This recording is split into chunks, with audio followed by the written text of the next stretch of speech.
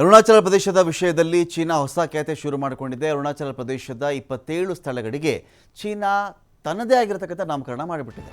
Already ಭಾರತದ ಪ್ರದೇಶ ಅದು ಅಂತ ಆದಮೇಲೆ ಭಾರತ ಕೆಲವು ಬೆಟ್ಟಗಳಿಗೆ ಅಲ್ಲಿನ ಹಳ್ಳಿಗಳಿಗೆ ಹೆಸರಿಟ್ಟಿರುತ್ತೆ.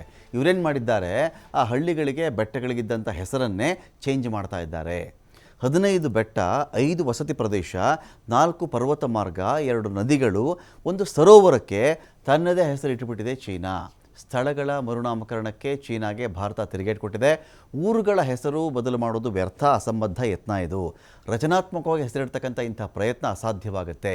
ಅರುಣಾಚಲ ಪ್ರದೇಶ ಯಾವತ್ತಿಗೂ ಭಾರತದ ಭಾಗ ವಿನಃ ಚೀನಾಗೆ ಸೇರಲ್ಲ. ಅದು ಖ್ಯಾತೆ ತೆಗೆದಂಥ ಚೀನಾಗೆ ಭಾರತ ತಿರುಗೇಟನ್ನು ಕೊಟ್ಟಿದೆ. ಇಲ್ಲಿ ಹಿಂದೆಯೂ ಕೂಡ ಚೀನಾ ಅರುಣಾಚಲ ಪ್ರದೇಶದ 30 ಸ್ಥಳಗಳಿಗೆ ಹೆಸರನ್ನು ಇಟ್ಟಿತ್ತು. ಇದೀಗ ಮತ್ತೆ ಅರುಣಾಚಲದ ಹೊಸ ಖ್ಯಾತೆ ತೆಗೆದಿದೆ ಚೀನಾ.